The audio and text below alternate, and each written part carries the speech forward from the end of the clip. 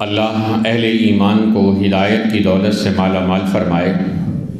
علامہ اقبال نے کہا تھا کہ غلامی کے اندر قوموں کا ضمیر بدل جاتا ہے، ان کے سوچنے کا انداز بھی بدل جاتا ہے۔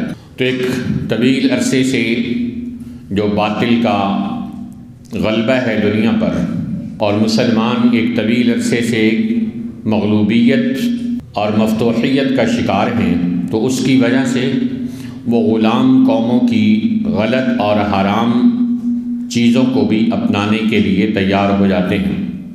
حالانکہ اللہ تعالیٰ نے ہمیں ایسا دین عطا فرمایا ہے کہ جس کے بارے میں اللہ خود کہتے ہیں وَرَضِيتُ لَكُمُ الْإِسْلَامَ دِينًا، کہ میں نے تمہارے جینے کے لیے دین اسلام کو پسند کر لیا ہے۔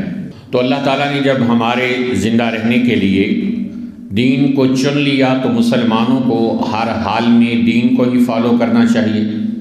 مسلمان چڑھتے سورج کے پجاری نہیں ہوتے کہ جس چیز کا غلبہ ہوگا مسلمان اس کا شکار ہو جائیں گے۔ الحاد اور بے دینی کا غلبہ ہوگا تو مسلمان اس میں اپنا حصہ ڈالتے ہیں، اور شرک اور بدعات کا اگر غلبہ ہو جائے تو لوگ اس میں حصہ دار بن جاتے ہیں۔